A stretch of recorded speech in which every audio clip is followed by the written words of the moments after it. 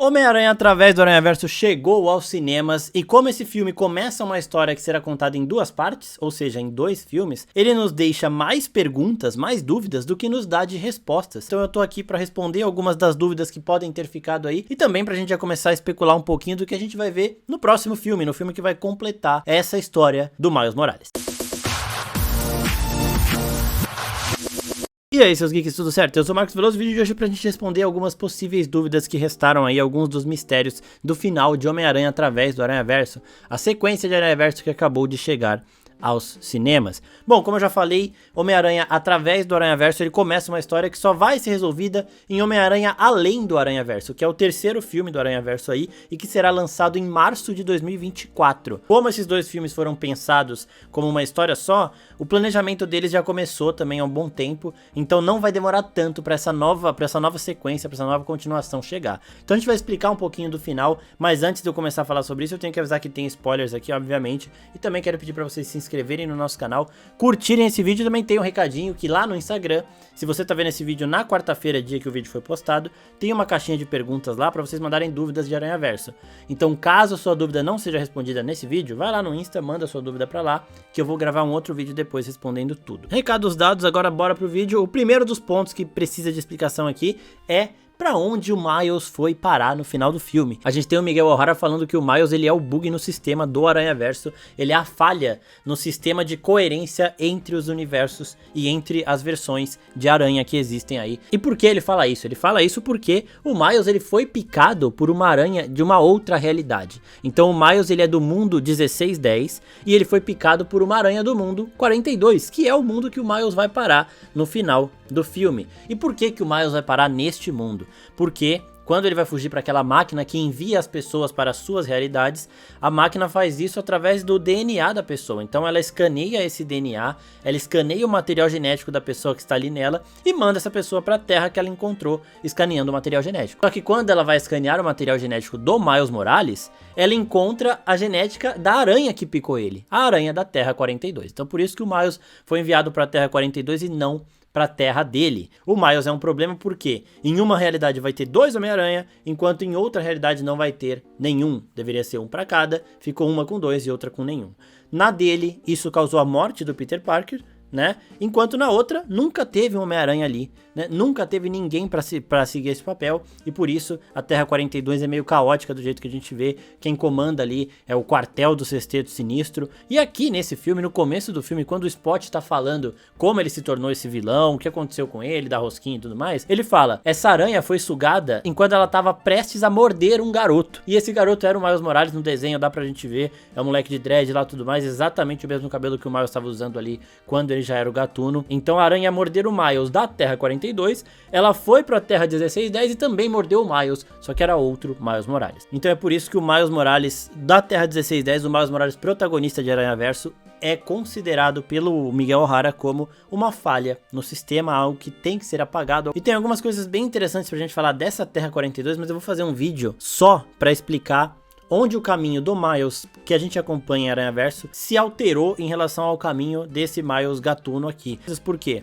De primeiro momento esse Miles Gatuno aí parece ser um vilão, mas ele não deve ser um vilão, tá? Ele deve ser meio que tipo Batman de Gotham ali, ele nessa Nova York caótica. Ele deve resolver as coisas, como ele não tem poderes, ele tem que dar um jeito, então ele dá um jeito compensando tudo isso nas habilidades dele e nesse traje de Gatuno. Então se inscrevam aqui no canal que a gente vai trazer esse vídeo ainda nesta semana. Segundo ponto importante da gente abordar aqui é o que aconteceu com o Spot. Ele está mais poderoso do que nunca agora. Depois de destruir inúmeras Alchemax, ele consumiu uma quantidade absurda de massa escura e o seu corpo está todo coberto com isso. Agora ele não é um corpo branco com alguns pontos pequenos de portais que levam ele ao multiverso, mas sim um gigante portal ambulante com alguns pequenos resquícios de seu corpo físico. É o vilão mais perigoso para o multiverso em sua forma mais poderosa. Ou seja, no começo do filme, o Spot, o Mancha, né? Ele é um corpo totalmente branco, que é o corpo físico dele, que ficou todo branco, com algumas manchas de massa escura, que são essas manchas que permitem ele a viajar para outras realidades. Então ele pega uma mancha dessa e vai para outra realidade, né?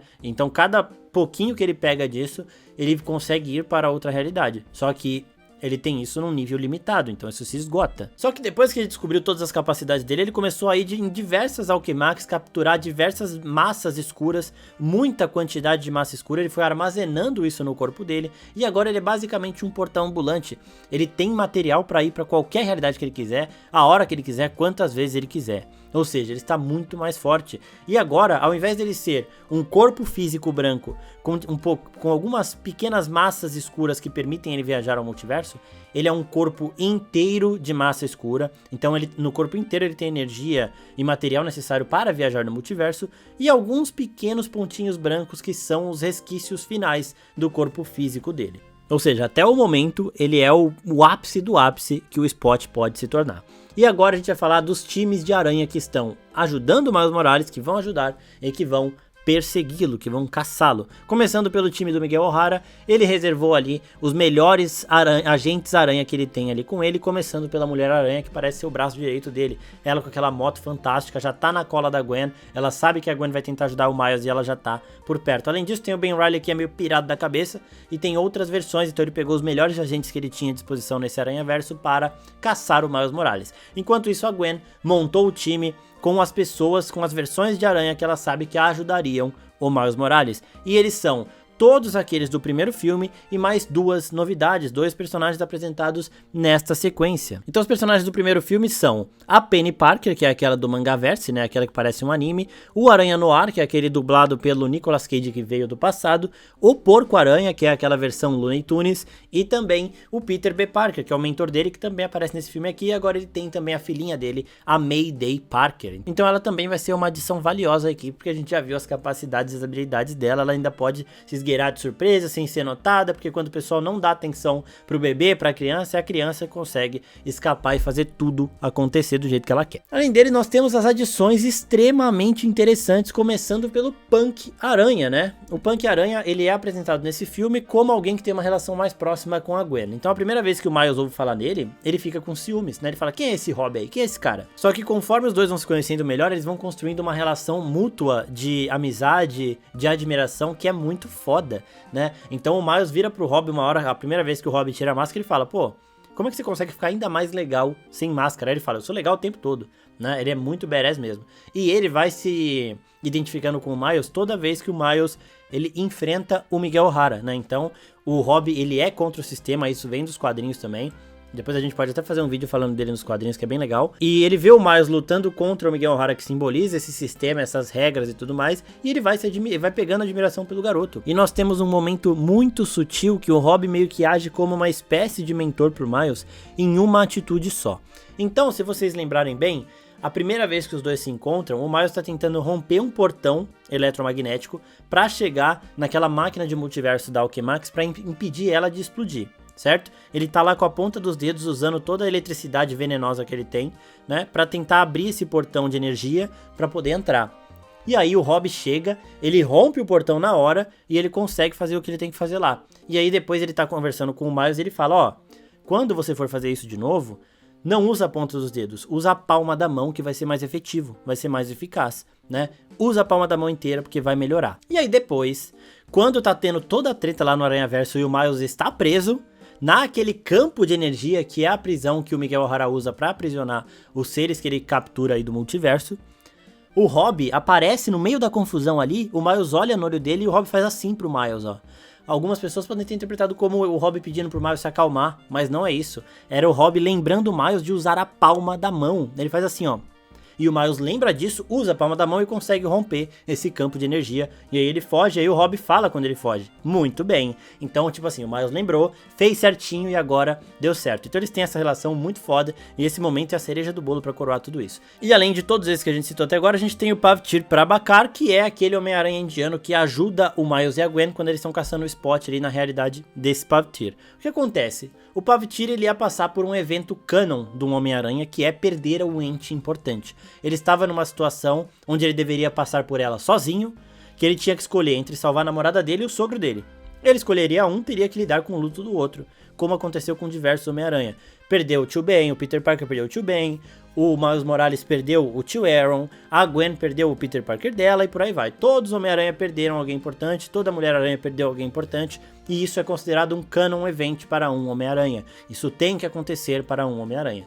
Só que o Miles Morales se intrometeu na realidade do Pavitir e impediu isso de acontecer, ou seja, o Pavitir não passou por luto nenhum e por isso ele é eternamente grato ao Miles. E ainda nisso, eu posso chegar a uma teoriazinha rápida aqui, pra gente parar um pouquinho do tema do vídeo pra essa teoria, de que o Pavitir vai ajudar o Miles a impedir o evento canônico dele, né? Porque a gente viu o Miguel O'Hara falando que o evento canônico do Miles não era o tio Aaron, é sim o pai dele morrer, né? Então o pai do Miles vai morrer, é isso que o Miles quer impedir, por isso que ele tá fugindo, e é isso que o Miguel O'Hara quer impedir o Miles de fazer. Ele não quer deixar o Miles impedir a morte do pai dele, porque senão isso vai causar uma zona no multiverso. Só que como o Miles impediu o Pavitir de perder alguém, talvez o Pavitir consiga também impedir o Miles de perder o pai, né? Isso daí deve ser bem legal, então é bom a gente ficar com isso na memória. É claro que o Miles vai ter, o principal vai ser o cara que vai fazer mais coisa ali, mas talvez o Pavitir consiga se meter em um momento imprescindível ali, coisa de detalhe, e assim impedir a morte também do pai do Miles. Seria uma troca de favores. O Miles fez isso por ele, ele vai lá e faz isso pelo Miles. Então, basicamente as dúvidas maiores aí desse final são essas as coisas que a gente deveria explicar aqui, e é bem legal da gente ver as semelhanças do Miles com o Peter Parker do Tom Holland, né? O Peter do Tom Holland tem uma conversa parecida com a que o Miles tem com o Miguel O'Hara, o Peter com o Doutor Estranho e o Miles com o Miguel O'Hara, que é aquele negócio, o Miguel O'Hara e o Doutor Estranho falando, vocês não podem salvar todo mundo, não dá pra salvar todo mundo, e o Peter e o Miles falando, dá pra salvar todo mundo sim, eu vou salvar todo mundo. O Peter conseguiu salvar todo mundo em Homem-Aranha através do Aranhaverso, e o Miles provavelmente vai conseguir salvar todo mundo em Homem-Aranha além do Aranhaverso, que é o terceiro filme do Aranhaverso, que é o que vai completar essa história dividida em duas partes, e que chega aos cinemas em março de 2024, não vai demorar muito, não vai demorar tanto quanto demorou o segundo em relação ao primeiro, vai chegar rapidinho. Então espero que vocês tenham gostado desse vídeo, não se esqueçam de se inscrever no canal, ativar o sininho da notificação para receber o aviso de quando eu fizer esse vídeo comparando os universos dos dois Miles Morales, a Terra 42 com a Terra 1610. E também, gente, se você gostou do conteúdo, deixe seu curtir, por favor, porque ajuda bastante a gente. Muito obrigado e até a próxima. Tchau, tchau.